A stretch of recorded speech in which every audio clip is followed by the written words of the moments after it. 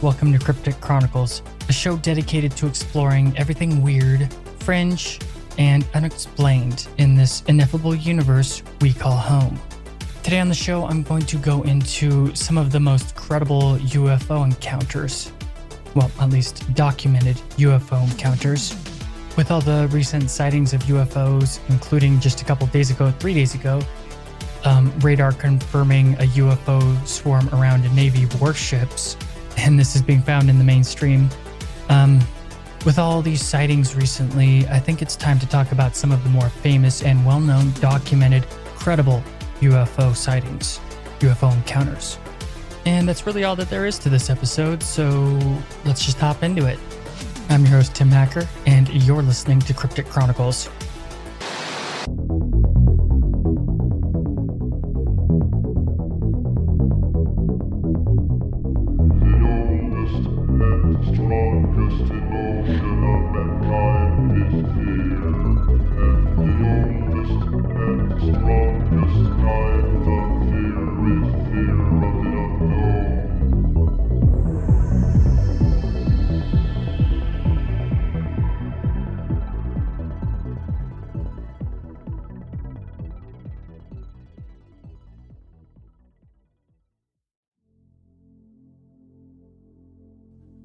When it comes to the UFO phenomenon in ufology, there's no shortage of fantastic tales, but just how many of them actually have credibility?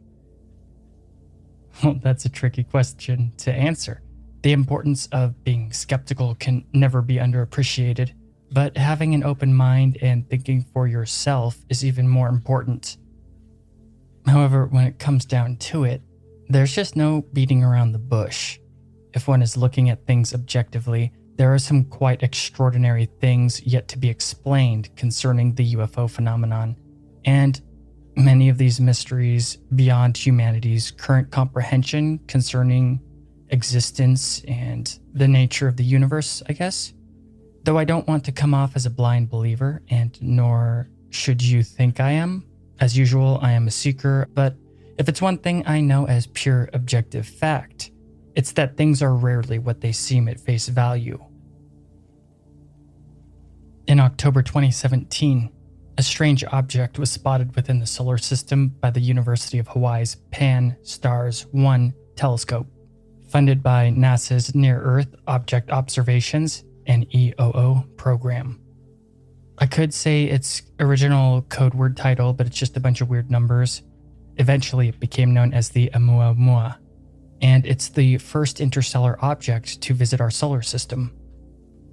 Originally, they thought that it was cigar-shaped with a reddened hue, though later they discovered it to be more flat and like round-ish, but flat like a kite is the... Most scientists think it was just basically like a flat like a kite, kinda. They flip-flopped a lot before their final conclusion. In any case, initially classified as a comet, this was quickly discarded because the object could increase in speed on its own. One of the bigwigs talking about this is Dr. Avi Loeb, one of Harvard's top astrophysicists, who thinks that aliens are actually trying to contact us. He thinks that aliens might have tried to contact us in some way through the Oumuamua. Not necessarily contact, actually. Maybe just monitor us, like a probe. Dr. Loeb says that when the Oumuamua entered our solar system, it was obvious it was moving too fast to be bound by the sun. And upon observation, it was clearly not a comet. So scientists tried to figure out just how it had this extra push and how it could change speed. Not long after initial studies, Dr. Loeb and other scientists concluded that it could possibly be some kind of probe. Dr. Loeb said that the Oumuamua could be a variety of things, though. He's not trying to pin it down in any objective way. He also said it could just be like a straight-up relay station for communication, or even space trash technology of a fallen civilization lost to the eons of time. We will never know, but still pretty fascinating. The only reason it was really spotted was that it was actually right in our backyard and reflected the light of the sun. It was in the sweet spot, or we'd never have seen it. When the object exited the solar system, it actually speeded up on its own like it had propulsion. It was very smooth with distance and unnatural when compared to contrasting objects that we've documented in space. It doesn't add up. Important to note that Dr. Loeb believes we are incredibly common life forms in the universe, and that the only reason we have not encountered aliens is that we are not interesting enough or advanced enough to qualify for any special treatment whatsoever. Another paradigm shifter is that recently an incredibly respected source concerning global security came out and confirmed aliens exist. Honestly, if this didn't come from such a credible source, then it wouldn't pack nearly as much of a punch. With over 30 years of experience being the former head of the Israeli space program, as well as a military general and current professor, Haim Eshed dropped this bombshell just a couple of months ago as of the release of this episode. The man is kind of a big deal, otherwise most would probably dismiss his claims as nonsense. He's been awarded the Israeli Security Award 3 times and is incredibly respected and considered 100% credible, so the words of this man should not be taken lightly. But the stuff he said that people who follow the UFO phenomenon, or especially the starseed ET lore, got really excited about, is that Eshed said that he and other world leaders worked with the Galactic Federation of Aliens, which is bizarre and seems too science fiction to be true. However, he said what he said, and with the move for the American Space Force, there's most assuredly more going on than ordinary people are informed of. But with Earth in the chaos and division it's in now, are we really ready to have contact with other sentient species in the universe? Or, are we even ready to have confirmation other species in the universe are real? To the wise, we are still relatively primitive as a species, with our I'm right, you're wrong, the mindless tribalism going on while being easily manipulated by mind control mainstream media. How can we possibly be ready? Well, humanity may not have a choice. In America, there is an upcoming event, a Senate hearing on the topic, and there's a lot of people in the community that listen to podcasts like what you're listening to that are thinking that there's going to be some kind of disclosure. But with how corrupt our system is inside and out, there's no telling what could happen. The government has a long documented history of destroying the lives of ufologists and feeding the UFO phenomenon community a bunch of lies and misdirection, which is proven thanks to the Freedom of Information Act. Some think that official disclosure is coming though, while others, more skeptical, openly question the motives behind such an act if they were actually to commit to it. It would be the perfect false flag to pull a whole bunch of authoritarian bullshit. But in any case, let's look over the most credible alien encounters with some now confirmed by the Pentagon and other highly ranking sources. We'll start with one of the older ones I found, and I actually never heard of it until recently. That's the Tuscany soccer game incident. Back in 1954, a soccer game in Italy was brought to a standstill by the appearance of a UFO. Around 10,000 witnesses were packed into the stadium for the game, with the two greatest rivals of that era's soccer teams facing off. When the UFO descended to the stadium, it obviously brought the thousands gathered to a complete standstill. Eyewitnesses say it looked like an egg or a cigar. It came into the view of the crowd extremely fast, but then stopped suddenly and moved extremely slow for its size in midair, and it had silverish glitter coming down from it. Roberto Pinotti, Italy's National UFO Center president, was there that day and stated that silvery glitter fell from the UFO onto the people in the stadium. He said it was a strange, sticky substance that disintegrated not long after.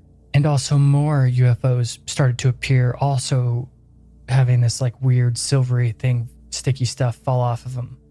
The UFOs were in a position to study the gathered crowd, and some have speculated indeed this is what they were doing. They were analyzing the game or the human behavior of being drawn into large groups to all watch a small number of other humans performing entertainment.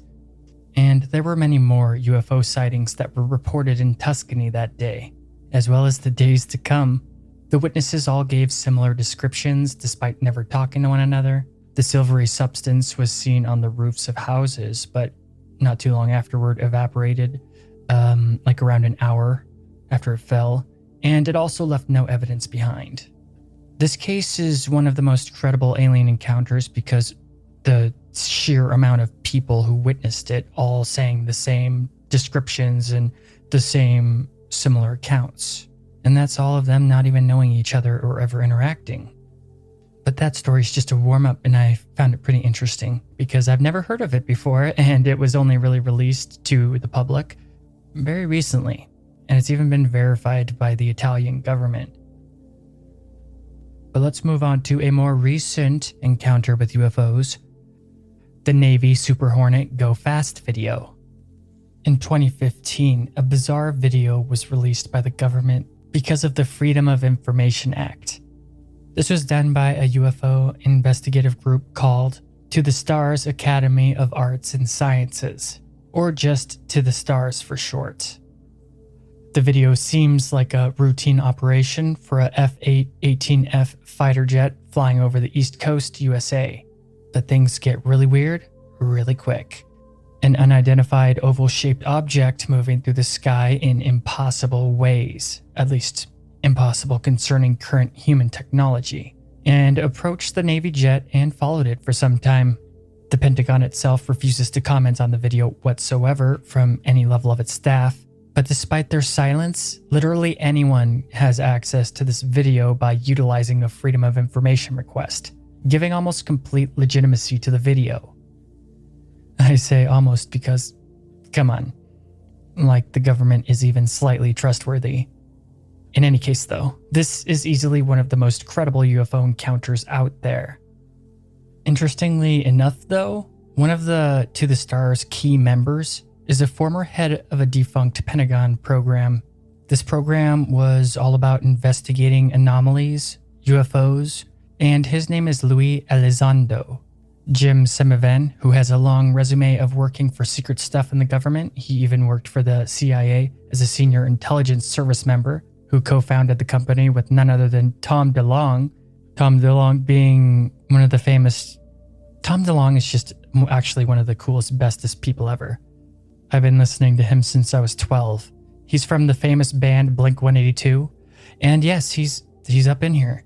And any longtime Blink-182 fan is very aware of Tom's obsession with aliens and whatnot. When he was still in the band, he even made some pretty sweet songs that referenced them on occasion.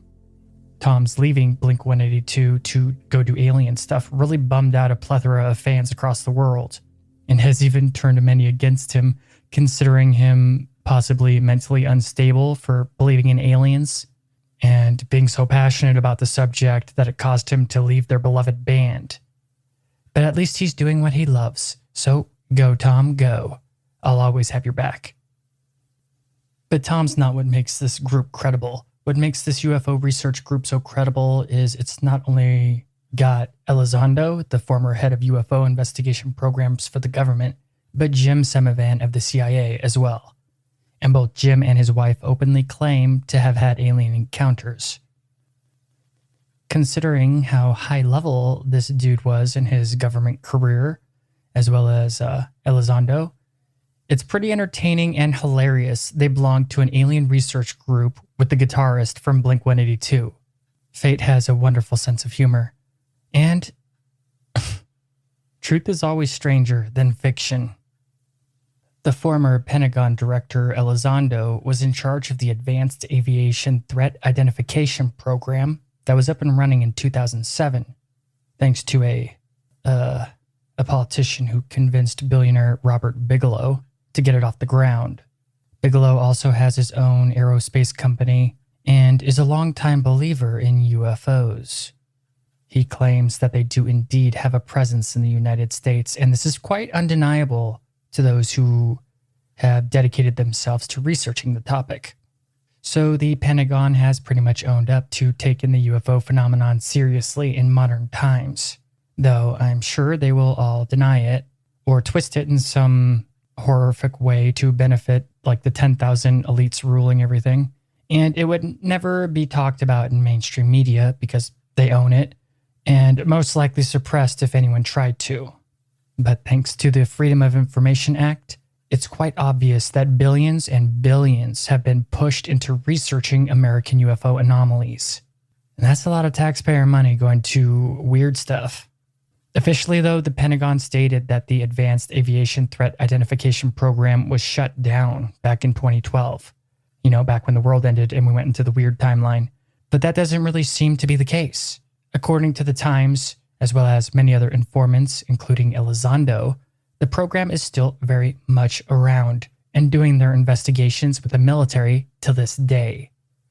Elizondo even said after he resigned that someone was appointed to succeed him, but being a pretty upstanding and honorable guy, he never gives any more information than that on the subject, or anything beyond surface level stuff about his defunct Pentagon program, out of a sense of honor, something extremely rare in the government.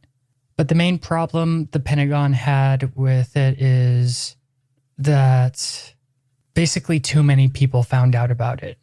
So it made sense after being called out to at least publicly shut it down for the masses at a face value kind of thing, further saving face and making any who consider UFOs to be real kind of consumed in nonsense, more discrediting.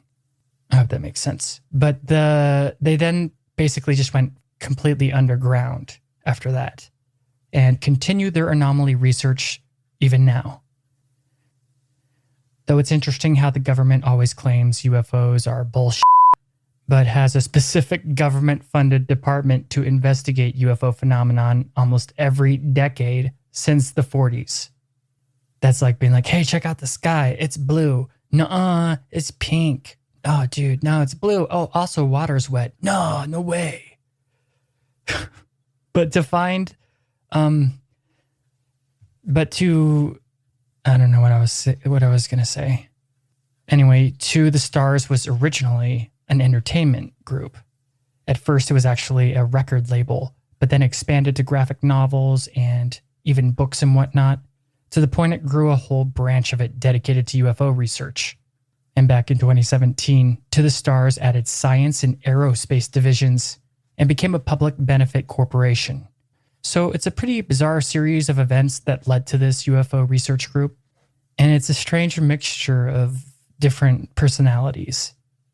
But concerning this video, Elizondo has even made official statements to CNN about the video, saying, and I quote, "These are just 3 videos now that have come out that everybody's looking at, but there is far more compelling evidence that I was privy to that, I think you're looking at the tip of the iceberg." End quote. Elizondo is referring to other top secret UFO videos unearthed by his research team, including a 2004 video where a government jet is also being followed by an unidentified flying object called the USS Nimitz UFO incident. The Go Fast video is the 3rd video of anomalous UFO footage from the Pentagon, but he refused to discuss how they obtained the other 2 videos, not going into the group's methods whatsoever. The Freedom of Information Act allowed them access to the Go Fast video from 2015, but there is still much more evidence locked away beyond their reach. Elizondo, he clearly believes that there is a much larger cache of Pentagon materials about unidentified aerial phenomena, and it's still unreleased or inaccessible at the moment. Basically, only people with high-level government, like officials, can access it. And with Elizondo being so credible, what helps his credibility for me personally is that it is obvious he isn't a blind believer suffering from confirmation bias when it comes to UFOs, because he says many discoveries they made could have been secret Chinese or Russian aircraft, despite the 2004 video being unexplainable. But we'll save those other incidents for another time.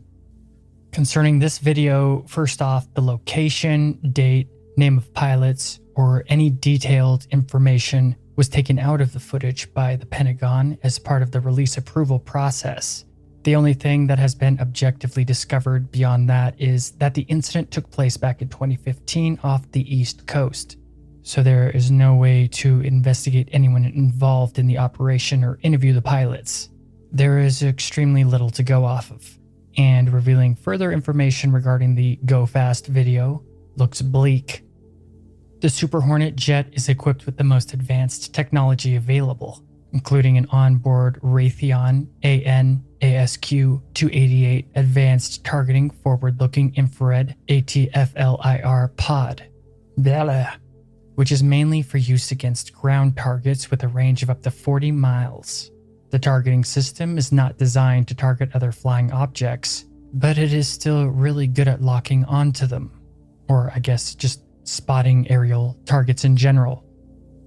Hilariously, the military refuses to not only comment on the subject, but doesn't even consider the object a UFO, instead naming it an anomalous aerial vehicle, which is, I guess, what the military labels UFOs as? In the video, the UFO appears to be purposely chasing the Navy jet, and what trips out the crew so bad is that it not only its appearance and presence, but also how it shows up on their infrared targeter. The craft emits no heat or combustion trail of any sort, and it's oval with a utterly smooth exterior. It doesn't look like it's something that has aerodynamics, which means it doesn't look like something that should be able to fly. All current flying technology and missiles even have some sort of fins, no matter how small, so the craft is beyond any known technology on the planet. The video begins in the infrared black hot mode, with the ocean in the background. The UFO zooms from top right off the screen to the lower left as the weapons systems lock on. Well, he fails to lock on a bunch of times, but eventually he does lock on. What made the lock on so challenging at first is because it was flying so dangerously close to the ocean. At least it would be dangerous for an Air Force jet, but on the third try, he does get the lock. And this is when the crew really start to freak out. Let's listen to the dialogue.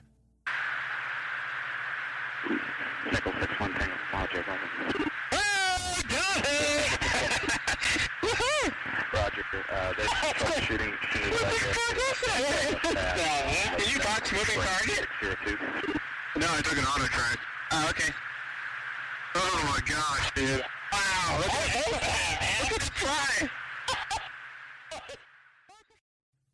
The footage is pretty profound and interesting. I'll link it here, look in the show notes. The Go Fast UFO video is clearly one of the most objective pieces of evidence concerning Earth being visited by extraterrestrials in the history of ufology, and it's all thanks to Blink-182 guitarist Tom DeLonge, and of course those other former high-ranking government officials.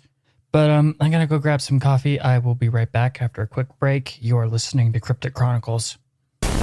$30 off weed with code PODCAST? Did someone say $30 off weed with code PODCAST? Amuse delivers over 500 high-quality cannabis products from the Bay Area brands you love at everyday low prices. You can also rest assured that everything will be up to your high standards. So what are you waiting for? Start shopping now at amuse.com. Use promo code PODCAST to save $30 off your next order. That's amuse.com.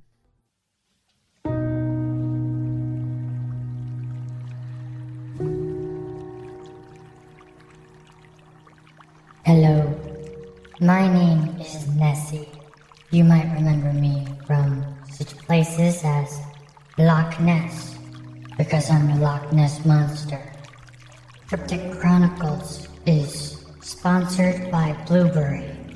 If you're interested in making your own podcast, just go to blueberry.com, or by going to crypticchronicles.com, click on the sponsor link on the homepage. By going through Cryptic Chronicles, you will not only be helping to support the show, but you'll also have the best podcasting host on the market. There's no contracts, and you can cancel anytime. You'll have free 24-hour tech support. syndication with your own RSS feed, as well as a plethora of other goodies that only professional podcasters use. There's no third-party sites to log into. Never leave your own website. You remain in control. All you have to do is produce your podcast, write your blog post, and then publish with 29,000 plugins to pick from. By going through Cryptic Chronicles, you'll have 1 month free of the best podcast statistics, as well as 1 month free of the best podcast hosting. So go through our sponsor, Blueberry, today. And if you can, visit Loch Ness, because I am very hungry.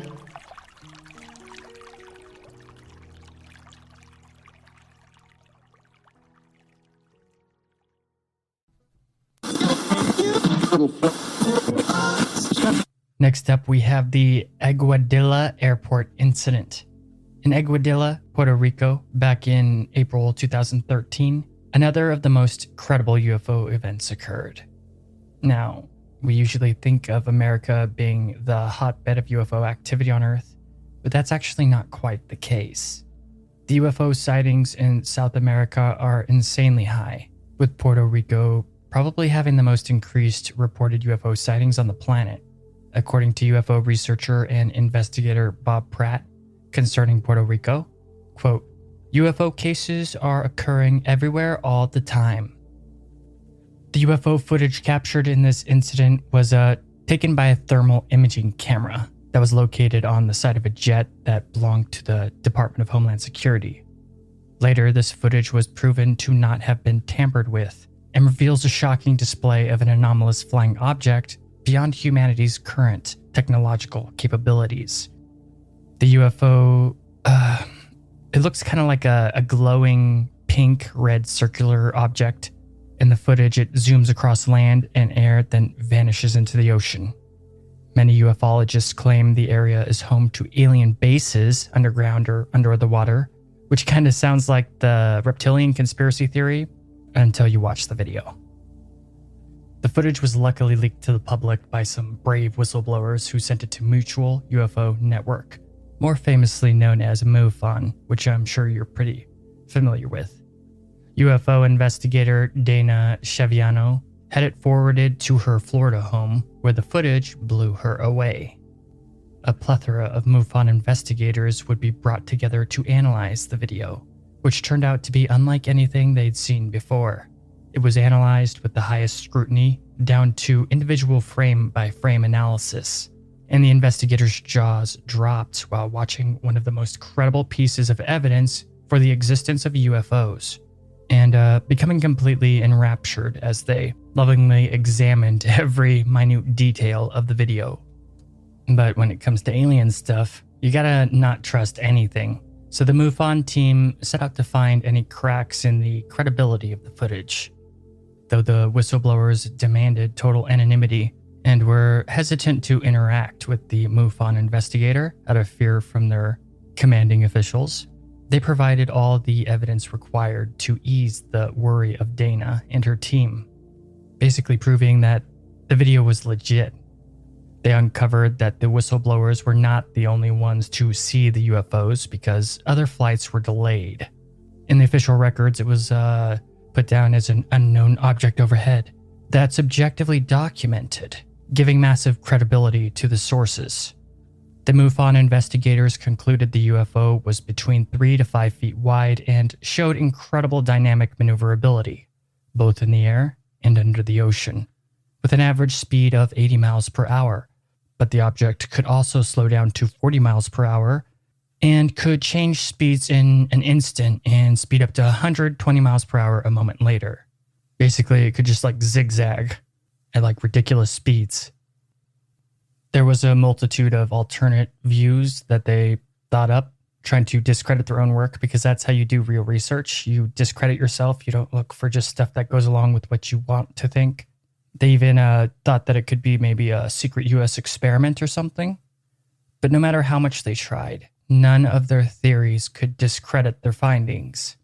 This included other investigators claiming the UFO could be birds, which is insane and stupid, or some kind of advanced drone of some sort, but a drone it's a pretty OP drone. The only problem with all of those theories is that there is radar data of the UFO, which tosses all of that out the window. Literally none of the theories to discredit the sighting hold any ground, and it remains a firm piece of evidence that humans are not alone in the universe. Next up, we have one of my favorites, the Phoenix Lights, which is known as the largest UFO sighting in history. This is a tale pretty out of this world. On March 13th, 1997, literally thousands of witnesses saw otherworldly lights in the shape of a V in the night sky over Arizona. But not only Arizona, also in northern Mexico and Nevada over the span of 12 hours. Thousands and thousands of people reported seeing massive, unexplainable flying objects, and there were many recordings as well. One witness even claimed to watch one of the crafts at least a mile wide glide by him and over a mountain. It is easy to say all those who witnessed the events of that night were changed forever, and they've written many, many books on the subject. There's a lot of people in the mainstream that have debunked this with a bunch of saying it's like military stuff or whatever, but none of that is empirical knowledge. And you have to remember the government's long history of misinformation and straight up lying about this topic. However, Arizona is no stranger to UFO sightings. For over 70 years, there have been thousands of UFO sightings reported there, as well as alien abductions. If you research Arizona's newspapers throughout the century, you will find a plethora of articles and headlines about aliens and unidentified flying objects. The ET abduction of Travis Walton back in 1975 is actually one of the most famous close encounter tales in Arizona, other than the Phoenix Lights. And the thing about Travis Walton is, his story hasn't changed at all over 40 years. And he's passed psychological exams trying to weed out any lies or psychosis in him. He even wrote a book called Fire in the Sky. It goes into how he was long ago a logger who got abducted right out of where he was working in the Apache Sitgreaves National Forest. But we're here to talk about Phoenix Lights. Do go look into Travis Walton abduction though. It's interesting and one of the more genuine alleged abduction tales. The Phoenix Lights have sparked many books, like I've already said, and pop culture content, as well as a full-blown movie and many documentaries, not to mention the thousands of YouTube videos on it. I remember a time where I couldn't even walk into a bookstore without seeing a novel covering the sightings. And I spent a lot of time in bookstores, especially in my early adulthood. Whether it was a mass delusion or unexplained anomalous phenomena, it latched onto the paranormal collective consciousness and wouldn't let go. Many stories and legends have been born from the sightings of the Phoenix Lights, including wild tales of benevolent aliens, interdimensional travel, and alternate timelines crossing over with the future. If you remember back when I was talking about alien races and like starseed stuff back in the day, this is supposedly from certain points of view supposed to be the Yahyel ET race, who are basically just hybrid humans who look at us as kind of like their parents in a way, because so much of our DNA was used to create them. And that was them like testing the waters to see if we were ready to encounter them and not, burn our civilization to the ground.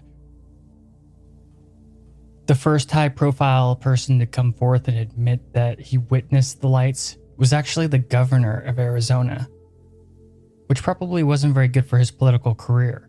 But at first, the then-time governor Fife Symington totally denied the authenticity of the sightings.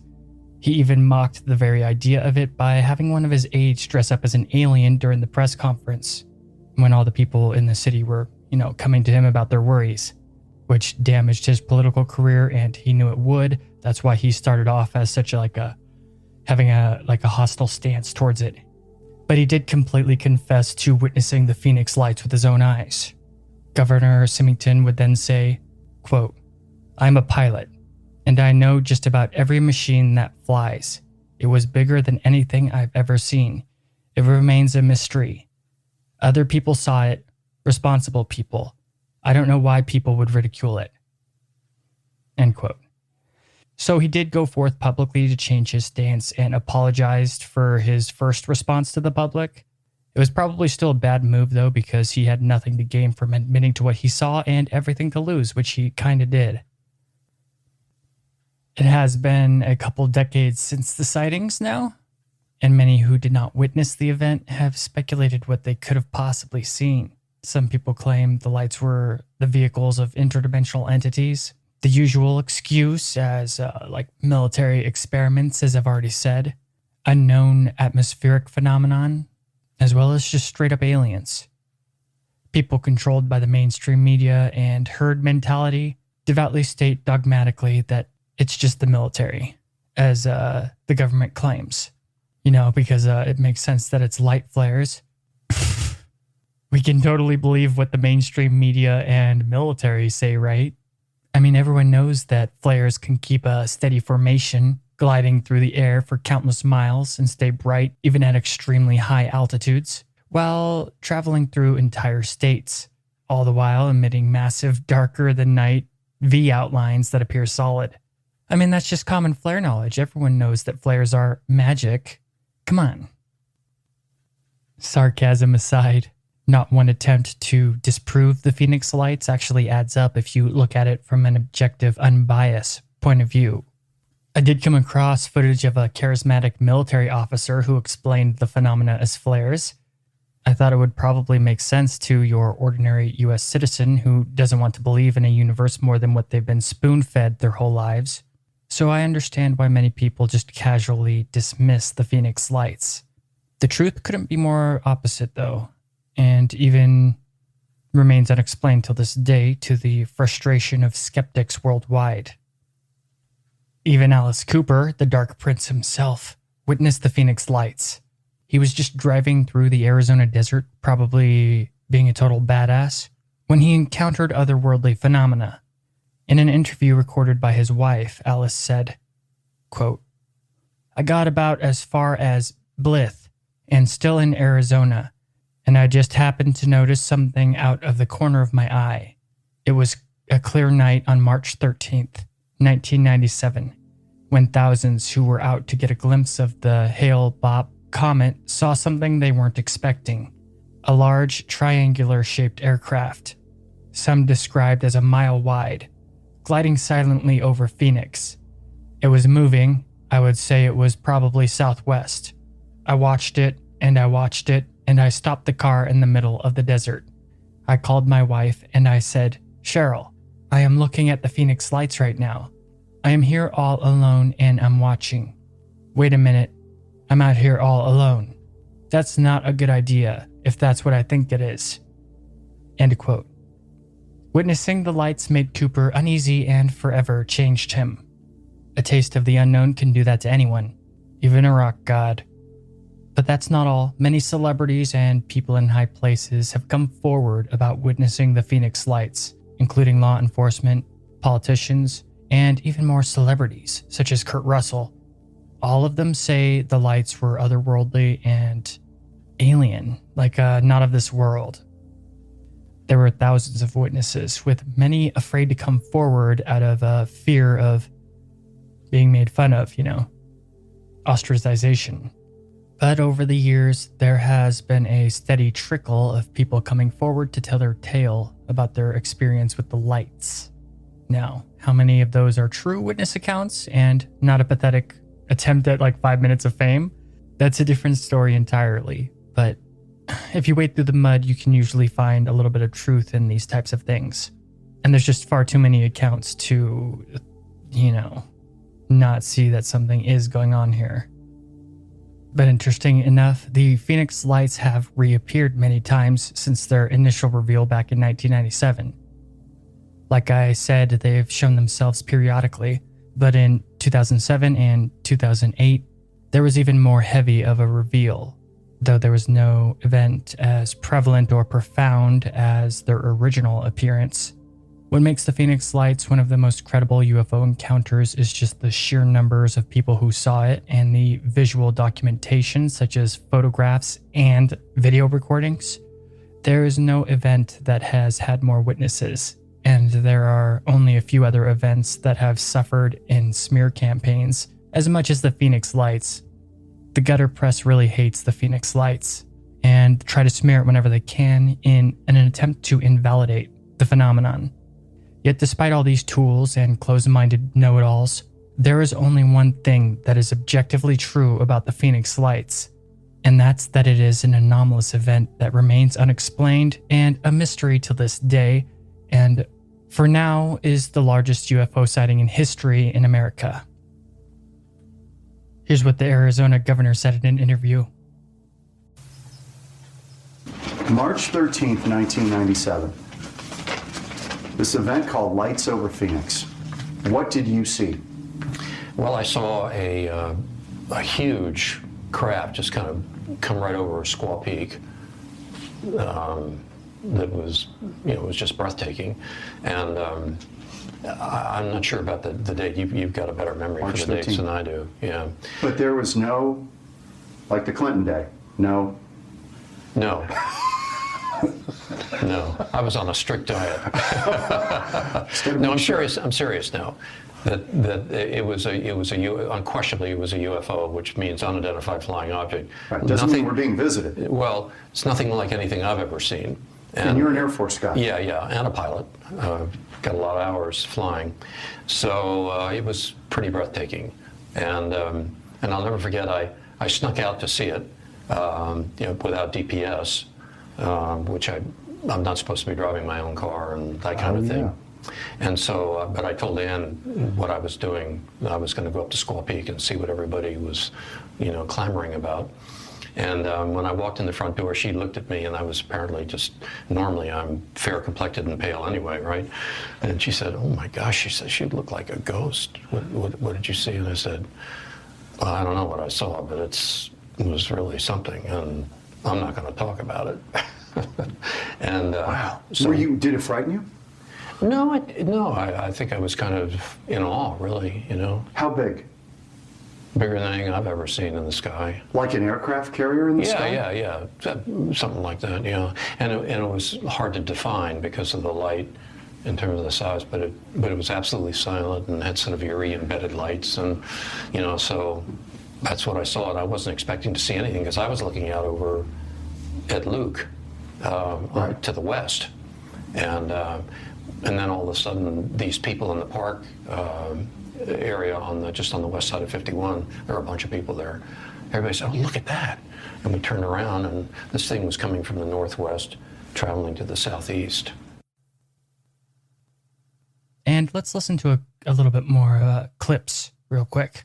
Some aren't sure what they saw. A bit skeptical, but yet I don't have an explanation for what it was. So While others felt it from miles away. I was in Tucson, standing by my swimming pool, and this large shape came over my head. March 13th, 1997.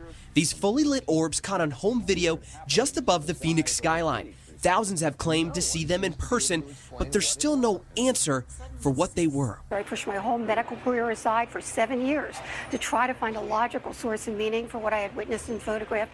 Have yet to find it. Whether they came from a galaxy far, far away, or they're simply man-made, Dr. Lynn Kitai has dedicated her life to finding out the answer. It's led to books, an online community, and even a documentary. The man behind the lens for that project admits he was a skeptic to other sightings around the world, but not when it came to the Phoenix Lights. This gets us out of our little worldly bubble here, and then all of a sudden you become part of a universal family. It's still a mystery if we'll be joining that family anytime soon. Many unsure if we'll ever hear from them the next time we see the lights. that they visited us or not, I don't know, because I don't know why they haven't made themselves known in some way. Have you been wanting to lose weight and get healthy? Now is the perfect time to start Nutrisystem. Enjoy your favorite foods made healthier, delivered free to your door. Right now, you can get Uniquely Yours Ultimate, our most complete, foolproof plan, at an amazing price. Order today and save 50%, plus get an extra $40 off. Go to Nutrisystem.com/save and discover what millions of people already know. Nutrisystem works. Limitations apply. See website for full offer details.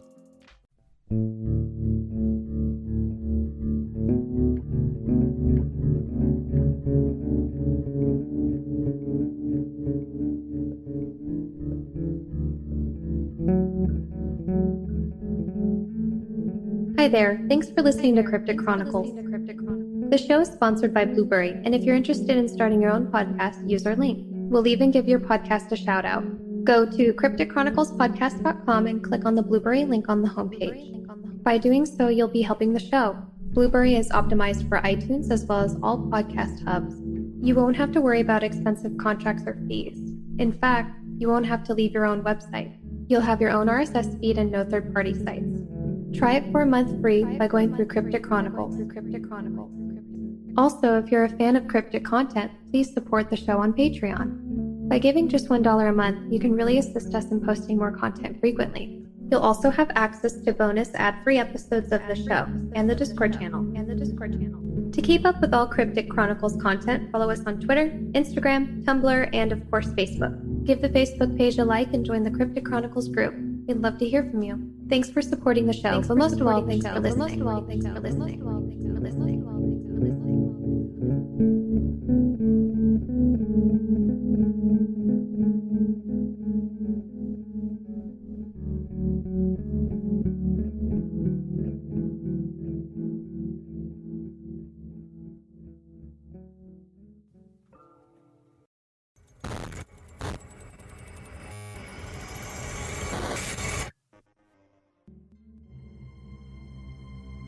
Hello, dear listener. Have you ever had a paranormal experience? A spiritual or esoteric experience? Have you ever seen a UFO or something that you could not explain? Have you ever witnessed anomalous activity that defies reality? Have you ever experienced unexplained mysteries of existence? If you have your own cryptic tale and would like to have it shared on the podcast, then call 1-800-757-6049 and leave a message of your experience. If it's what Cryptic Chronicles is all about, then it will be shared on the show.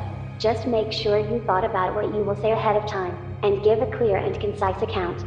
Also make sure to leave your name, where you're from, or any information that will assist in making a clear picture to portray to listeners of Cryptic Chronicles.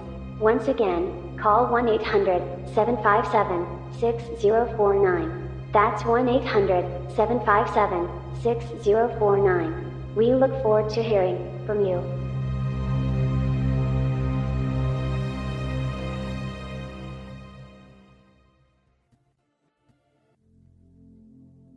On November 17, 1986, one of the most baffling and bizarre incidents to ever take place in Alaska occurred. The Japan Airlines Flight 1628 incident, which is one of the most well-documented and well-known UFO cases ever. Japanese Airlines Captain Kenju Terachi was getting ready for a routine flight going from Paris to Alaska and then back to Japan. Little did he know, he was in for the strangest experience of his life. Captain Kenju was a veteran pilot who was also an ex-fighter pilot and clocked in more than 10,000 hours of experience. The man knew his business and was an expert pilot in every sense of the word. He'd seen it all, you name it basically, and Kenju had done it. He'd flown in all weather types and experienced nigh on every single challenge a pilot could ever face, including another pilot trying to shoot them down in a hail of machine guns.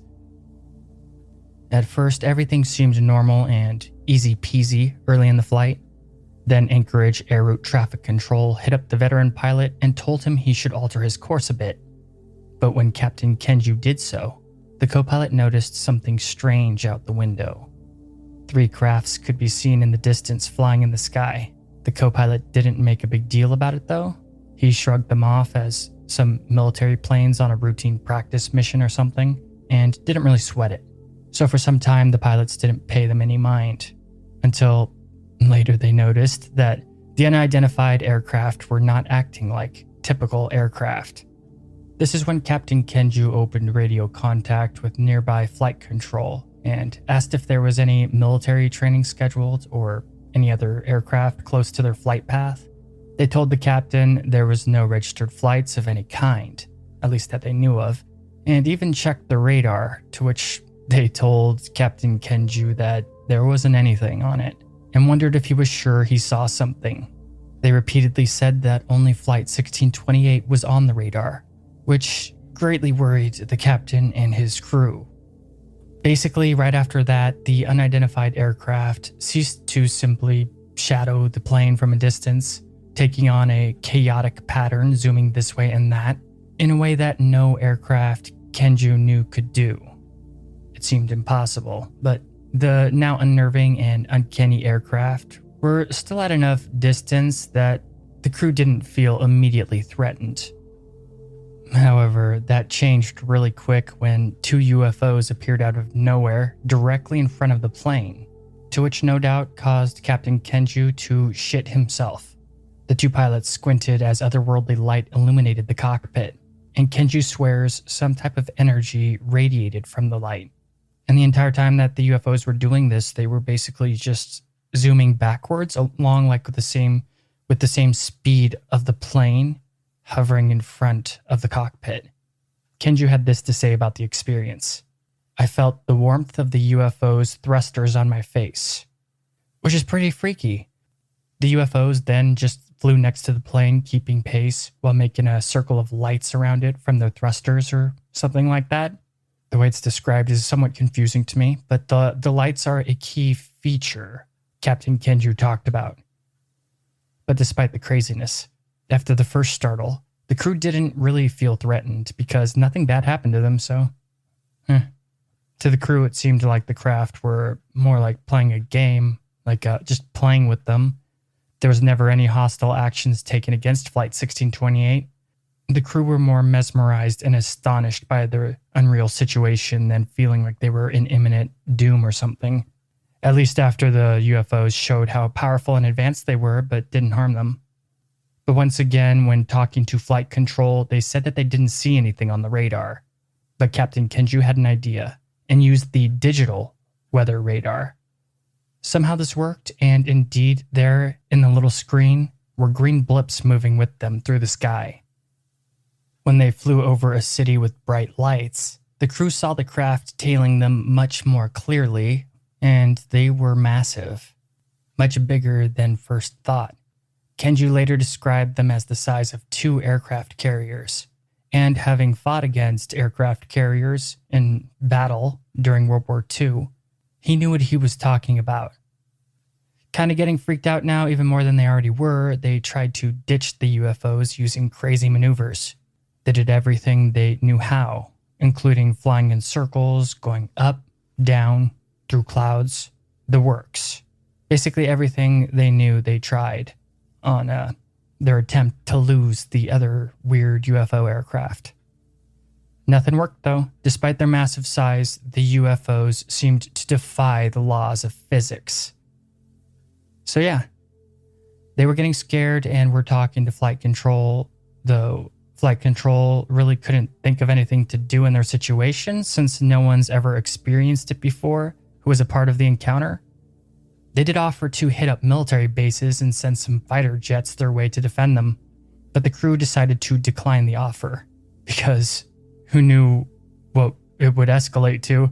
They were pretty sure that the UFOs, if antagonized, could just kill everybody on board and kill any jet or anything they could throw against them easily.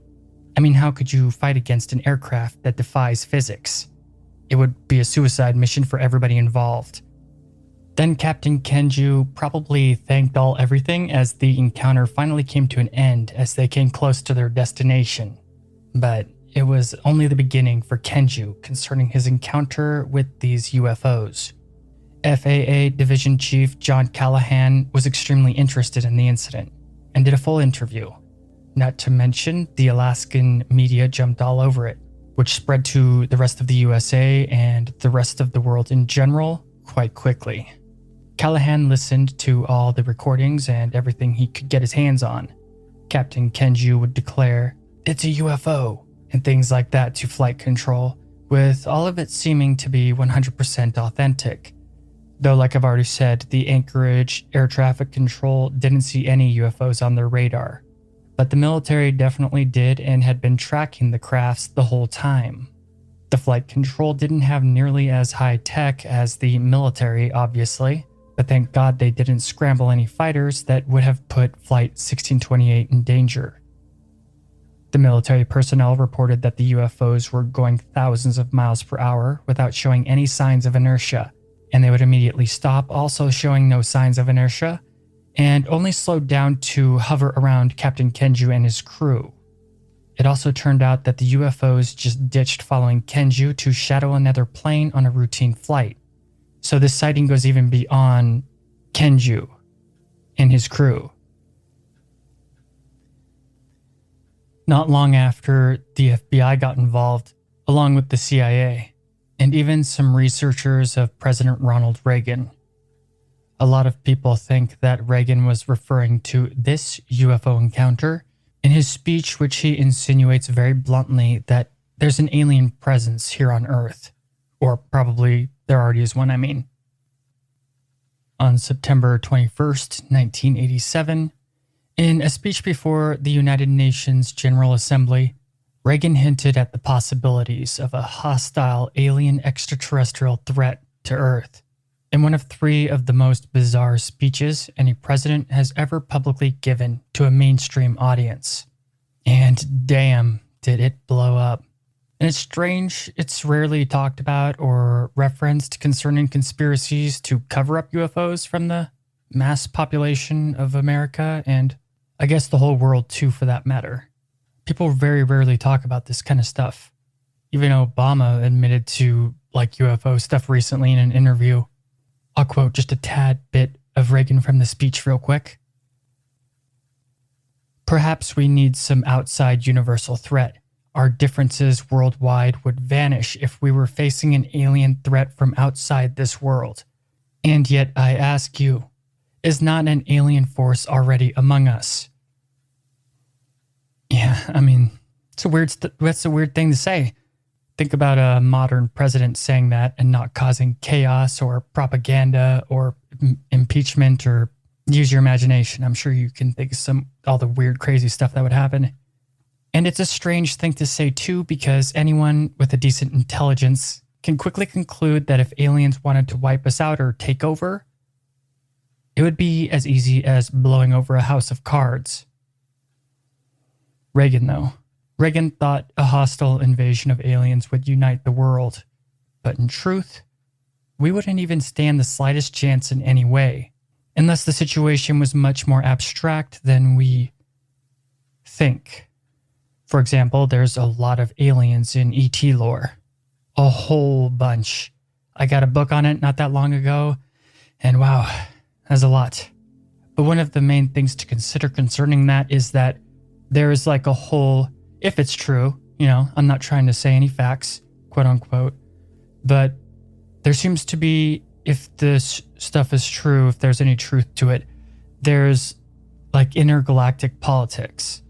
So if an alien did want to wipe us out or mess with us, they probably would have some consequences, that kind of stuff.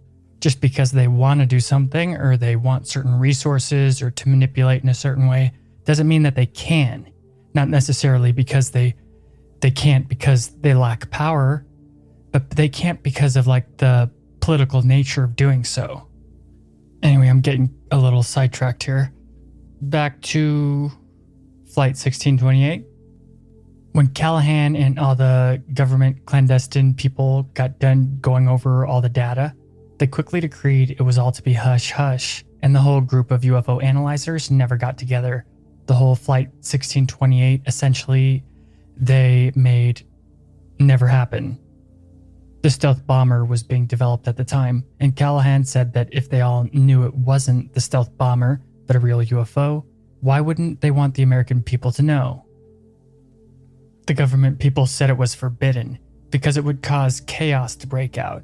The American people could never know, or it might bring the country to its knees in anarchy. They then took all the collected data of the incident, saying it was all theirs now.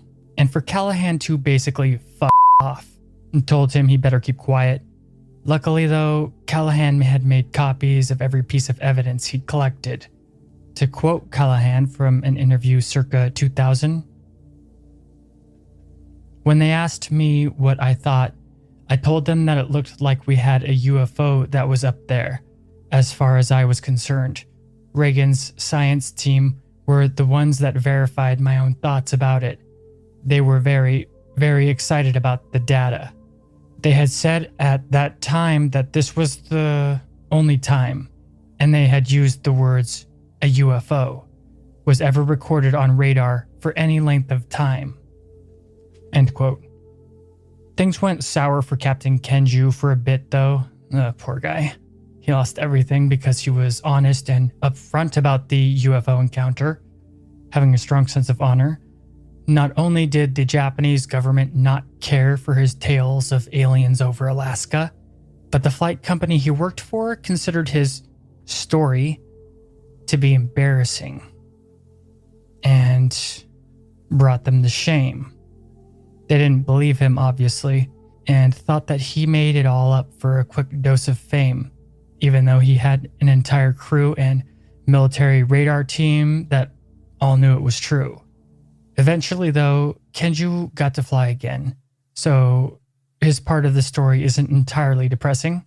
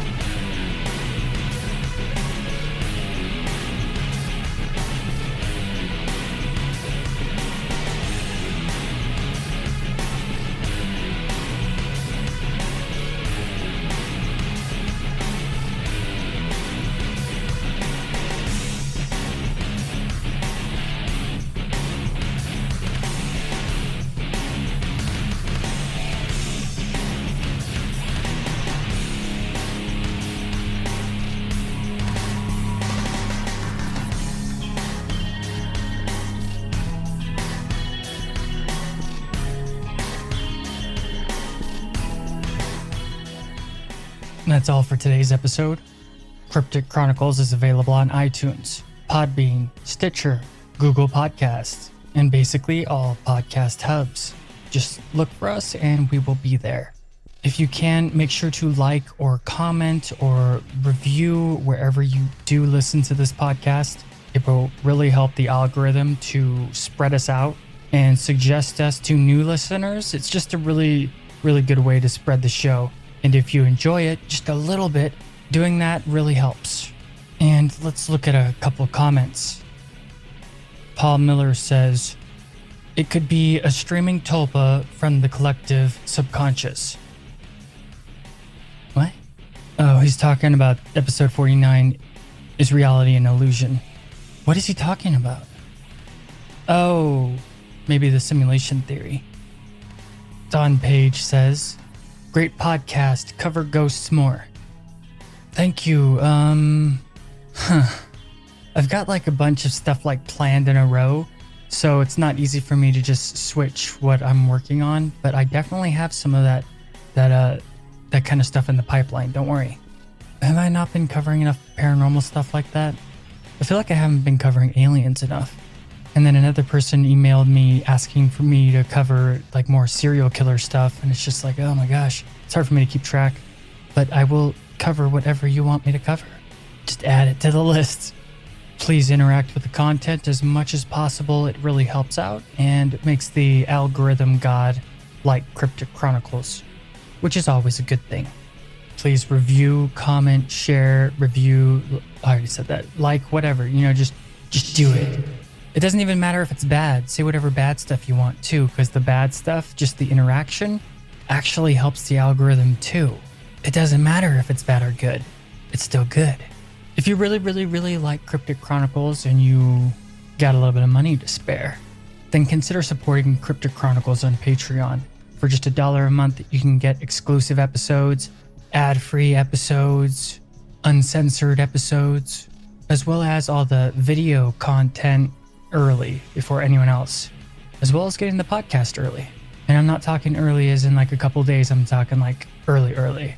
Like I do this a month ahead of time. Make sure to subscribe on YouTube and all the alt tech, BitChute, Vimeo, Rumble, Dailymotion, as well as follow us on social media, especially the Facebook group. Honestly, I don't go on social media as much as I used to in the past because I read too many books on neuroscience and how like unhealthy it is to regularly be on social media. But I do check it and we'll reply, we'll do all the normal stuff. But stop on in and follow and never miss any Cryptic Chronicles content. And I'd like to thank my current patrons: MJ Calvo, Adrienne, John, Celestial Weavers, Alien X, Lorna Grubb, Paul, Linda Gonzalez, Angela Delaire, and Ashley. Thanks for supporting Cryptic Chronicles, but most of all, thanks for listening. Make sure to keep it weird. And as one of the wisest gurus who ever lived once said, censorship no longer works by hiding information from you. Censorship works by flooding you with immense amounts of misinformation, of irrelevant information, of funny cat videos, until you're just unable to focus